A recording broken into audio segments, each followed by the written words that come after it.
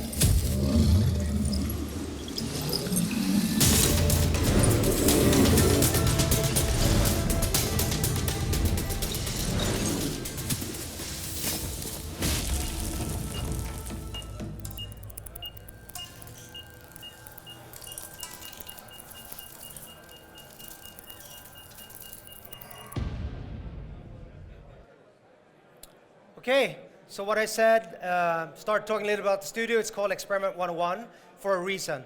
So 101 is the basics, if you know the American expression. I've been doing video games for about 25 years. I was part of building 5 studios up to this point. I will show you a little bit more about one of them, which you likely know.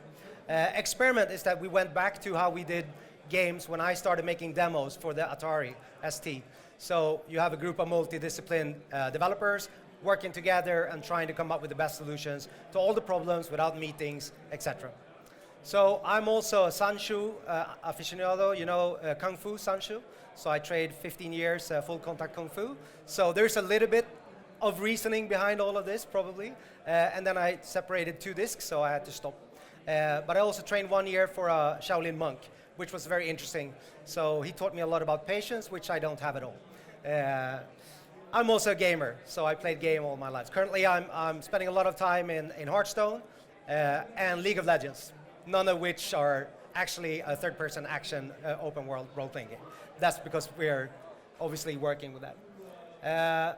Yeah, so I said I'm the head of the studio, but not really trying to focus on that, trying to be part of the game development.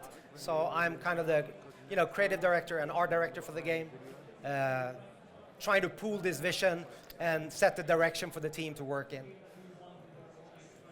So how did I get here? Like I said, I've been doing games for quite some time, over 20 years in smaller and bigger studios. I worked with a lot of big publishers for quite a few games. I took one of the games that I'm most proud of being part of working on, actually 3 games.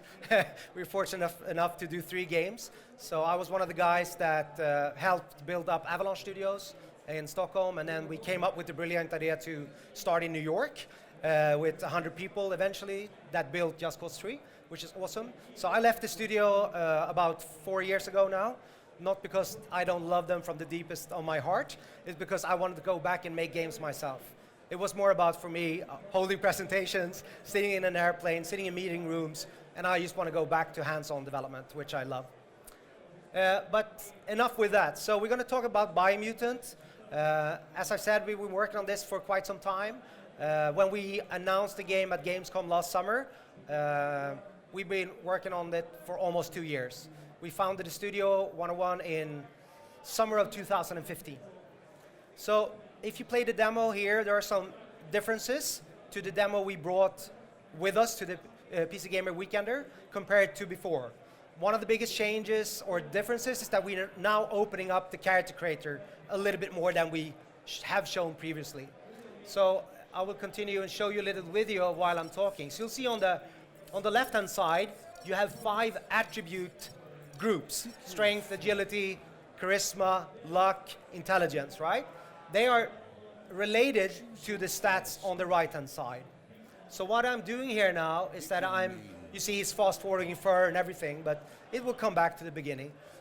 I can randomly mutate my character, generating a new genetic strand. So what that means that it takes the min and max values of all of the attributes and assign like a new wheel for you to go into. Like it will go back here. So you see the wheel there. So now, for example, the maximum vitality attribute may be higher. If I randomize it again, it might be lower, right? So what we have done is like the visual, the look of the character is actually tied in to the stats. So if you have a bigger head, you probably have more intelligence. Why do you have more intelligence? Well, if you want to use psionic abilities, for example, psi abilities, that's a good thing. It's like being a magic user, right, in a fancy RPG. So it depends on how you want to spec your initial stats. It goes up to 100 here originally, but later in the game, obviously, you can overpower them more. It's a full RPG in the background, as you see here. From some of the stats, you see the stats beneath the attribute groups. So when you level up, you take a level up point and you assign it to each of these attribute groups, right? And that will increase those stats related to that attribute group. Obviously, you can also use the level up point to unlock new combat moves and upgrade them, but we're talking about that. And you can also see then that you can change the fur, the color, fur patterns, and that won't affect the stats. So you still have some control over the way the character looks. So you can try that out and see what you think, and that's a big difference. Also, I want to talk a little bit about weapons and crafting, because in the demo, we provide you with a randomized feature. And the only reason for that is that when we made the first demo and we tested that on people, they were staying in the weapon crafting system screen for 20, 30 minutes. And that's kind of hard if you're going to demo a game on the show floor with a lot of queuing. So in the demo, we're actually giving you a lot of bits, and we allow you just to randomize to have a sneak peek on what you can expect. So with ranged weapons, so you see here, like, this is from the demo, why to randomize. But in the real game, you're collecting the bits, and you are putting them together actively, right? So you see on the right-hand side, you have a lot of stats here as well. So they're all from your combined weapon here. So all of the bits have different stats. Also, each bit has an affix type, can have an affix type, certain % chance. What do I mean by affix? It can be electrical, biocontaminated, frosty, icy, incendiary. So those are affixes. Some bits you will find have that power, and that can also be from level 1 to level 5. So it becomes interesting to find those bits. Every bit also has a quality that affects the stats. Every bit also has a specific type of material that can change the stats.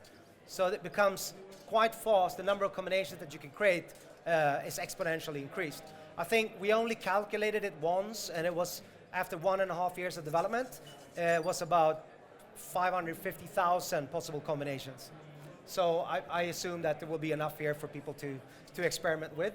And as you see, the type, you can have a two-handed weapon, or you can have dual-wield 2 single-handed ones. So that becomes a creative choice also. If you find like a frost affix module on your one gun and fire on the other one, I don't know if that's smart, but yeah, you can figure that out, what combos are good. So you can try that out on the show floor. Obviously then, melee, different styles of attack, same concept here. Crazy small hatchet, I don't know, with a scissor on it. Yeah, here you have a frost affix. So you see the icon when it appears on the right-hand side. That means that that weapon has an affix. Again, same as a normal RPG. You have crit chance, armor pierce. All of those stats are in this game too. So it's an open world RPG, but we're trying to make it more easy for you to digest. So once you get into it, then you can go down to the stats. So it's not 100% sure that the weapon that looks coolest are actually inflicting the most damage, because, like I said, they can have affix, etc. In the demo, I actually put huge stats buffs on a small pencil. So if you see the pencil in the game, that's as an add-on, probably take that. that has a lot of damage for fun. I mean, we're just doing this for fun. Also, you see the stars and the number there, 7.5. That's the average, like, total value in terms of gold cost, if you will, from a Diablo perspective for that combined weapon. So you see glass shards. There's a biocontaminated weapon that will make enemies puke. Also damage over time, but they also get a little bit of stun time as they are puking. I think you get the idea. So there's a huge amount of combinations. In the real game, you're actually putting all the bits together. So mutations. Game is called Biomutant for a reason. So you can mutate your character beyond what we've seen with the physical mutations in the character creator. So there are a number of different mutations. Obviously, we have biomutations, hence the name Biomutant. Those are the physical ones. So if you saw in the trailer, he's kneeling by a pool. When you find these pools in the open world, then you can access an unlock and an upgrade table for physical mutations. Then you use what we call them biopoints that you are getting from morks, which are specific creatures spawning in the world. If you kill a mork, you get 1 biopoint. But morks are also contagious. So you have to take them down fast because they infect you. So then you also have to find these pools in the open world. So that's the physical mutations. And also if you find a pool, you can do exactly what you did in the character creator. You can recode your DNA again if you want to.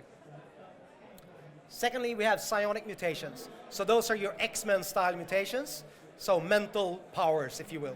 So again, going back to stats, can be smart here then to have the attribute intelligence, to have mana or energy to power this type of ability. So they are unlocked at old radioactive machines that you actively have to seek out in bunkers from the old world throughout the open world. So if you think about Bruce Banner and the Hulk, you're exposing yourself to radioactivity, hence unlocking some form of power or upgrading that. These are quite interesting, like here's a bullet reflecting power, but you will see also later that it works in other ways. The bubble is not a mental capsule, it's actually a squishy physical soap bubble thing, bouncy effect. So again, Biomutant for us, we call it, a motto in the studio is weird in a good way. So we're trying to find whimsical things that, you know, feels a little bit funny, and we don't take ourselves too serious, and the game shouldn't as well. It should be about fun and the creativity that we try to give you as gamers. We again try to provide you with the toolbox for having fun with. So another example of this, not available in the demo, is Levitation. And you can use it in combat, but also traversal, right? So you cannot fly. You're able to levitate for a certain amount of height, which can be higher if you upgrade these powers. But you also drain energy then, so you can't really levitate across the world. But again, if you play the game, you see what he's doing here. He's combining this now with a jump shooting attack. This works with the bubble that we just saw. This works with melee. This works with any other type of ability or combat move that you can think of. So that will enable you to go seamlessly between using all of these powers and the basic combat system. Telekinesis can be used on a lot of things. Characters, obviously, like we're doing here. Explosive barrels. Opens up also a number of combinations with the normal system. So it's up to you to be creative and find out how much you can tear down our game from a development point of view. I'm sure you will be able to do it. So we continue to the third leg. I mean, it's not mutations, but they provide you with abilities. Another leg of the creative toolbox. And there are bionics. So biomutations, you upgrade and unlock at the biopools you find in the world. The psionic mutations, you find the radioactive chambers. Bionics are created by this character called Whis, which is a crazy inventor. He's like a small, furry, yellow guy with a springy tail. So if you start a relationship with him, working with him, he will build things for you. A few of the things he is building then are bionics. So here are a few examples. So again, these are gliding wings. They won't enable you to fly, right? but they are different compared to the levitate ability, as you can see. Secondly, another example I gave here is the bow, bionic bow. So this is not a normal weapon per se. All of these things are used creatively for exploration of the world, reaching places where you probably can't reach. You will prove me wrong, I'm sure, unless you have certain equipment or gear. So for example, here with the bow, I'm shooting at the mountain wall, creating a climb spot with the arrow. So I don't know if there's any other game that is stupid enough to say that you can actually hang on to your own arrow as you shoot it, but there's an example of what we think is weird in a good way. So I'm creating climb spots there. I will show you a little bit more about that later on. Jump pack, why not? So it's not levitation again, because you only have a limited time of airspace, and then you can do slam dunks, area of effect attack, right? But again, upgradable. You can make a lot of changes to gameplay with that. And again, this is a specific character that does this for you. And that's also a central theme in the game, that we have key characters that owns a specific feature. So for example, there's another character called Gizmo. He's a grease monkey, a mechanic, a blackfinger, and he builds a lot of crazy stuff, but especially he works on a mech. And a mech will then provide you to reach areas, for example, in the dead zone that has low oxygen, that you would likely not be able to reach far into unless you have, maybe a gas mask and oxygen tank. But unless you have the mech, you won't get far. Power fist, of course, you have to have a power fist if you have bionics. Mainly combat. I don't know how you can explore with this, but yeah, probably people are going to prove me wrong.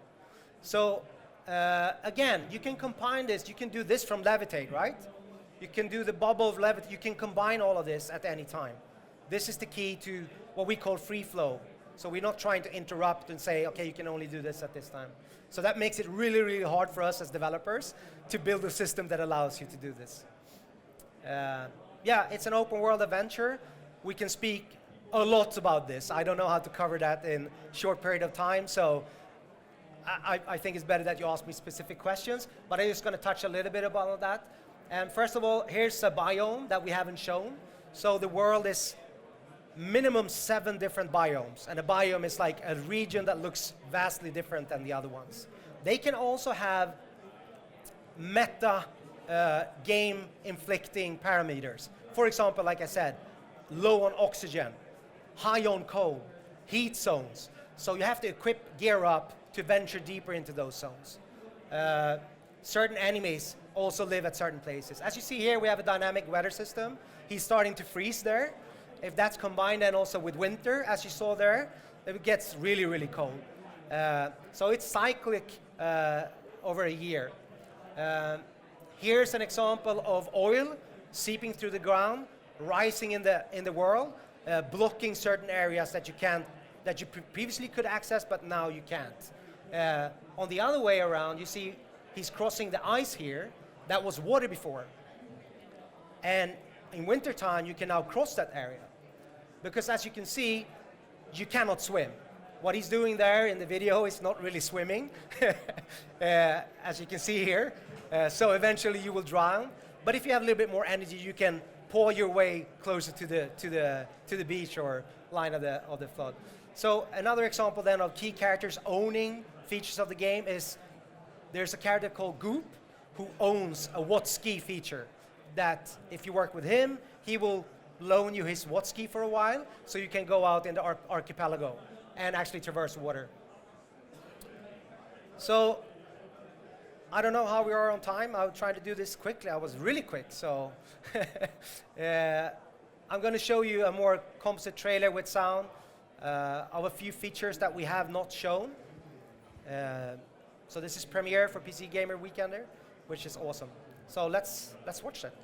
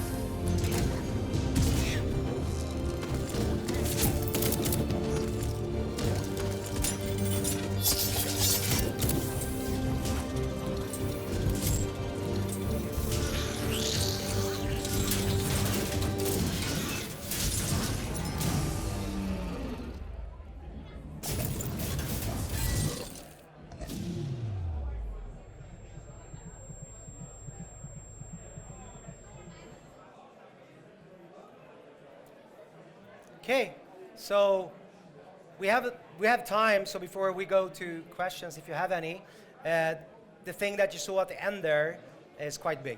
So if you don't know anything about a game, there's a very central piece, iconic thing at the center of the world, which is the Tree of Life.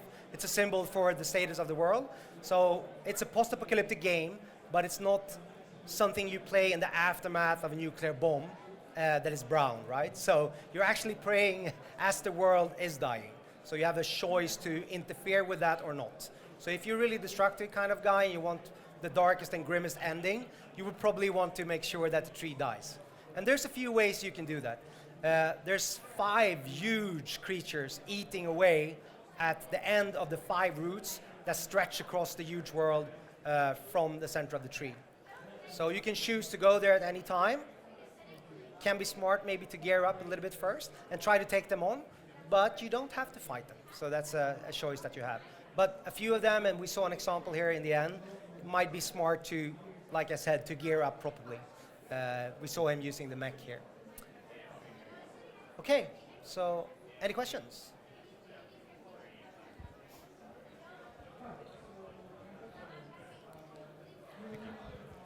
Hi. How linear is it in terms of questing? Is there a lot of side quests involved, or is it main story based, really? Yeah, so I've said before in an interview that structurally, and it's very important, structurally, the game is more similar to Zelda than Horizon Dawn. So it's open. So if you play the demo, that's pretty much the first 30 minutes. Then we're really holding your hand. We're teaching you the ropes. You know, we're teaching you the basics.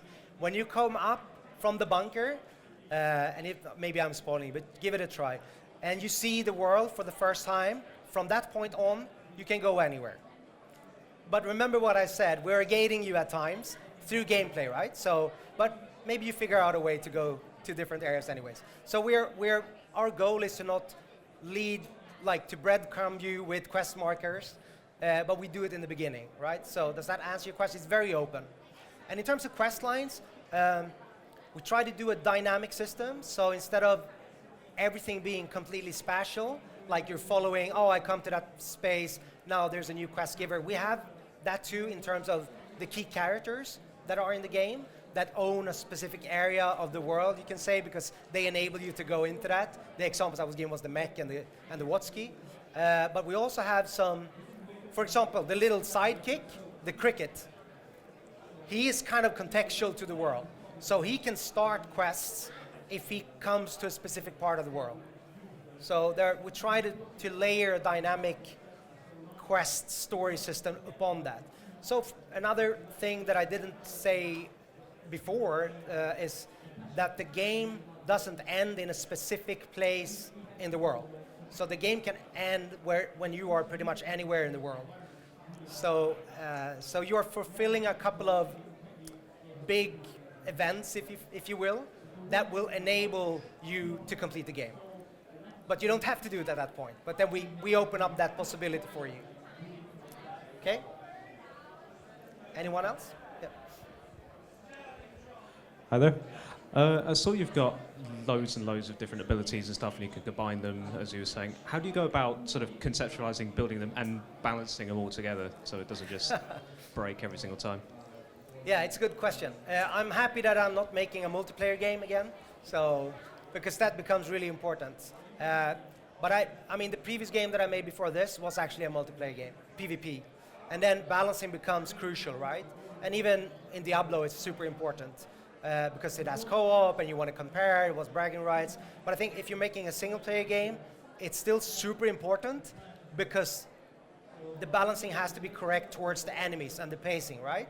But it doesn't become game-breaking in relation to me playing against you. I'm not trying to come with excuses for not doing our job, balancing it, but we're basing it on the same system that I designed for the previous game, and so far it's been working really well for us. I think we also have a couple of other systems. For example, if you progress through the world, the system knows where you are spatially, meaning that it might make things harder for you automatically, depending on your level, etc. We also take your level into consideration and make enemies change a little bit compared to that. So there's a lot of systems here. I'm not saying like, okay, I'm building up my character like here, and here's the enemies curve too. Maybe there are, a little bit of tweaking. But it's a good question. I mean, in terms of bits, our goal is just like make as many as we can, because the system is now done, and it's more how many can we as artists make. But we already have a lot. So, but if we in our spare time, have time, somebody does something, we just put it in. So that's been a good thing. Does that answer your question? But it's a good question. Yeah. I've seen you have lots of guns and stuff in the game. How does ammunition play as a factor? Do you have to find ammunition in the world, or is it something you craft as well? No, we thought both of those things sucked. So we finding ammo and grinding for that, and nobody in the team liked that. So we were toying around. I mean, shooting as a combat ingredient in the basic system was and is very important for us. We felt that we wanted to use our guns all the time.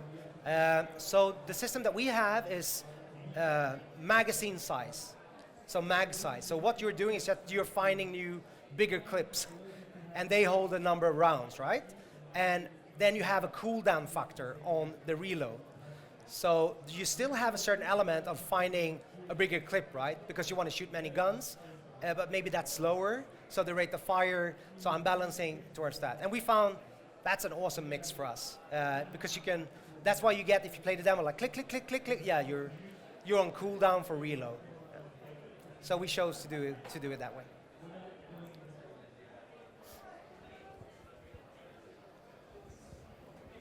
Before I get into my question, I'd just like to compliment on the lovely character design you have going on there. Really, I like it, all the detail and everything. Thank you. My question is, I was wondering what your inspirations and influences were for the game when you were trying to think of what will be this game that we should make for the next 2 years. Yeah, I mean, first of all, I don't think that we started out with having the exact vision of what we actually created, which has been fantastic, because that's never the case. I was fortunate enough to be given the opportunity to find super talented guys over the course of a longer period of time to enable us to build something together. And what I mean by that, we had money from the beginning to just be creative, which is super rare. But for me, I worked 25 years, and I kind of earned that right, obviously then. For me, I felt like I take my money and I put it where my heart is. So it started with maybe a little bit different vision. It's still the same thing. You still play as a mutated kung fu enabled mammal. So that didn't change, but maybe a few things in terms of how whimsical it became. Because, for example, you said you complimented the character design, and I thank you for that. So me and Greger, who works with trying to set the direction in terms of art, and that at the start, we were very meticulous in designing the character, right? And then we created the character creator. And the coders, they really wanted to make the most ugly, stupid-looking character that they could. That's what they do. So, and we looked at them as like cringing, like it looks bad, but they were laughing so hard. And that's more important. So we said, yeah, let's go down that path. But so there's still characters that you guys will create that I will cringe. But it's quite fun. I mean, it's fun. So that changed. We were also looking at, you talked about inspiration. In the beginning, I mean, it started with a dream, and then that evolved. I think we got the inspiration of what kinds of games or other pop culture has inspired it. Like, it isn't far-fetched for you to believe when I say that Kung Fu Panda has been an inspiration. I love those movies, so obviously you see something of that. They're also like serious and then a little bit whimsical, which is what I think, like, a game can be a game. I've said it in another interview, like, if the world's needed another shooter with an angry white guy with Kalashnikov, we're not going to make it. We're going to try to make games that are games and focus on the fun. So Kung Fu Panda is one. I mean, in terms of the mechanics, there's a mix of different influences at the get-go, and this is like, I said the box, I'm saying I'm setting boxes for the team to try to make a system within. A key word was free flow. So this non-interrupted state of where you can mix everything without feeling that you get stopped. And from there we started like looking at different games, getting inspiration. A lot of the games that we played from the past, people have said Jak and Daxter. Yeah, sure, there's some Jak in there, for sure. I say Devil May Cry, another favorite game. There's some Devil May Cry in there. I heard today Dark Souls. Yeah, I can see why people are saying that. So somebody said to me, oh, Max Payne. Yeah, because of bullet time. I mean, we call it hang time, right? So there's a mix of different things there. And then obviously, Southeastern mythology is a big inspiration for us. But still trying to find just that it's weird in a good way. We are not in China. We're not in Indonesia. We're in some Western take of something that could be. So it's a mix. And if you remember, I told you that I worked on Just Cause. We had the same feeling there. So we took on Just Cause 2, I took inspiration also from Southeast Asia, to create this strange hybrid world that, can be, but is not real. Right? So, okay. Great, I think that's all the time we have time for. But everyone wants to give Stefan a round of applause. So thank you very much. Thank you.